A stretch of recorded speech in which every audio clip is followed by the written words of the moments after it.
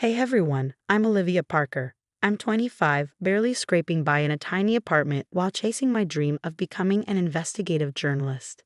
It's not easy, let me tell you, but I've always been a fighter, even when the odds were stacked against me.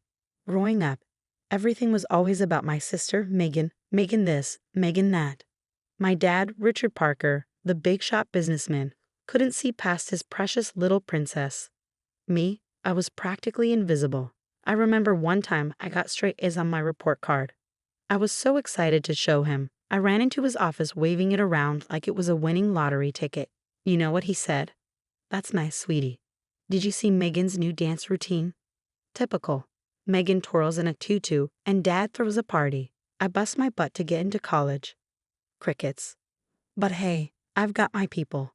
There's Zoe, my ride or die best friend since high school. She's the one who keeps me sane when the family drama gets too heavy. "Liv, you're worth 10 of Megan, and your dad's an idiot for not seeing it," she once said, over cheap wine and even cheaper takeout. Then there's Sam, my mentor at the local paper, a grizzled old journalist who's seen it all. "Kid, you've got the nose for news," he said to me just yesterday. "Keep digging, and you'll go places." Speaking of digging, I think I'm onto something big. There's this construction company that's been winning all the city contracts lately, and something smells off. I'm determined to find out what's really going on. I was at the office late last night piecing together some leads. It was well past midnight when I finally called it a night. As I drove home, my mind raced with possibilities. This could be it, my big break. Watch out, world. I muttered to myself, grinning at my reflection in the rearview mirror. Olivia Parker is coming for you.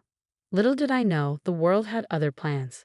As I pulled into my apartment complex, I spotted Megan's car, parked crook, taking up 2 spaces, classic Megan, probably stumbling home from another party. I shook my head. Some things never change. I trudged up to my apartment, fumbling with my keys, when my phone buzzed. It was Dad. Asterisk Olivia, your sister needs a ride home from the police station. Go get her asterisk. I stared at the message, my blood boiling. Of course, Princess Megan needed saving again. And of course, Daddy Dearest couldn't be bothered to do it himself. Asterisk story, Dad asterisk, I typed back. Asterisk give got an early morning. Maybe you should call her and Uber asterisk. I turned off my phone before he could reply. Tomorrow was a new day, and I had a story to chase. Little did I know, it would be a story that would change everything. That night, as I drove home from a late-night stakeout, my mind buzzed with the leads I'd uncovered. Then suddenly, headlights blinded me from behind. Before I could react, a car slammed into my rear bumper. "What the hell?" I screamed, gripping the wheel as my car spun out of control. The next few moments were a blur of screeching tires and shattering glass. When everything finally stopped, I found myself in a ditch, my car crumpled around me. Pain shot through my body as I tried to move. I fumbled for my phone, my hands shaking as I dialed Dad.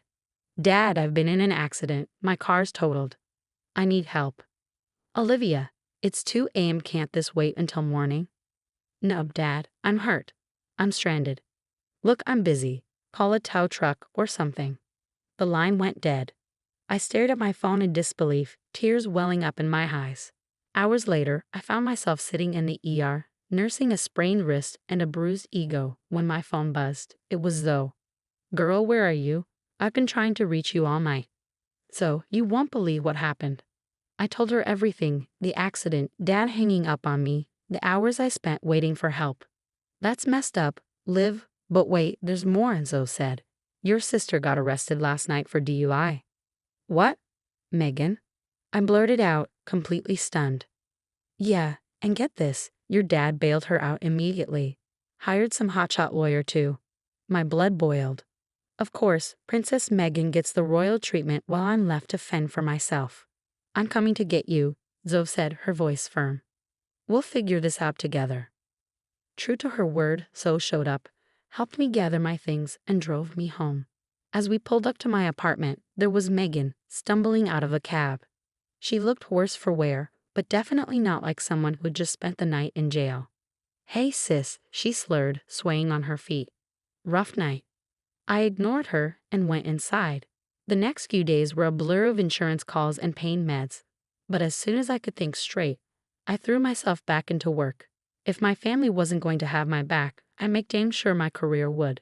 I started digging into the car theft. Something didn't add up. Why target my beat-up Honda when there were plenty of nicer cars around? I called my contact at the police station. "Hey, Mike, any leads on my car?"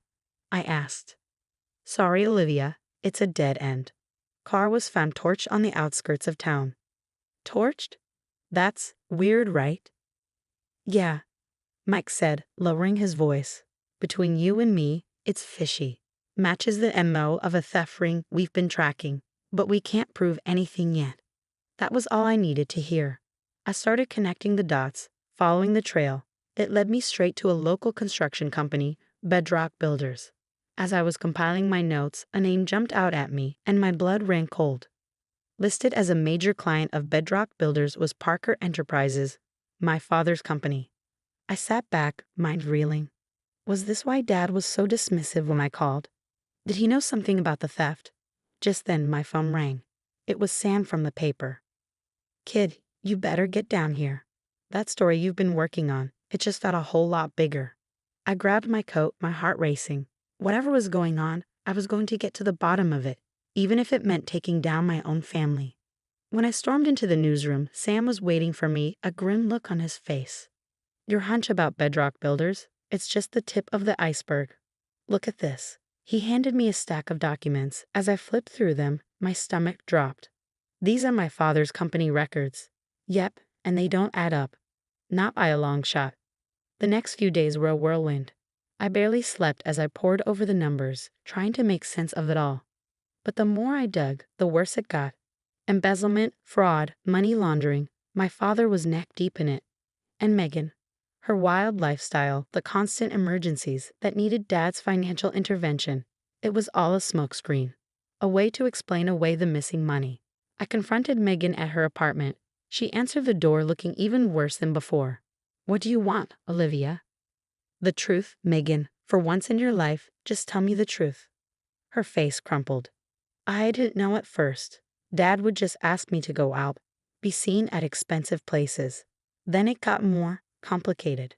"Complicated how?" I asked, my voice shaking. "He'd give me credit cards, tell me to max them out. Said it was for tax purposes. I didn't ask questions." She looked down, ashamed. I felt sick. "Did you know about the DUI? Was that part of the plan too?" Megan burst into tears. "I'm so sorry, Liv. I never meant for it to go this far. Can you forgive me?" "Forgive you?" I couldn't believe what I was hearing. "You and Dad left me out in the cold while you were living it up on stolen money. Money that ruined people's lives." "Please, Liv," she sobbed. "We can fix this. We can go to Dad together." "No," I said, shaking my head. "I'm done with both of you. I'm going to expose everything." Back at the office, Sam and I worked around the clock, building an airtight case. We cross-referenced bank statements, interviewed former employees, and tracked down shell companies. "You sure about this, kid?" Sam asked as we prepared to go to print. "This story, it's going to blow up your whole family." I took a deep breath, staring at the headline on my screen. Parker Enterprises. A legacy of fraud. "My family blew itself up, Sam. I'm just reporting the fallout." When I hit send, I felt a weight lift off my shoulders. Whatever came next, at least the truth was out there. The story broke like a tsunami. Within hours, national news outlets picked it up, and my phone wouldn't stop ringing. Dad tried to do damage control. He called a press conference full of righteous indignation. These baseless accusations from my estranged daughter are nothing but a desperate cry for attention. That's what my father said in his press conference, trying to deflect the truth. But the evidence was undeniable. Former employees came forward, corroborating everything in my story. It wasn't long before the FBI got involved, raiding the offices of Parker Enterprises. I watched it all unfold from a distance, feeling strangely detached. This was what I wanted, right? The truth out in the open. My career skyrocketed. I became the go-to journalist for corruption stories. I was invited to speak at conferences, offered book deals. But the success felt hollow.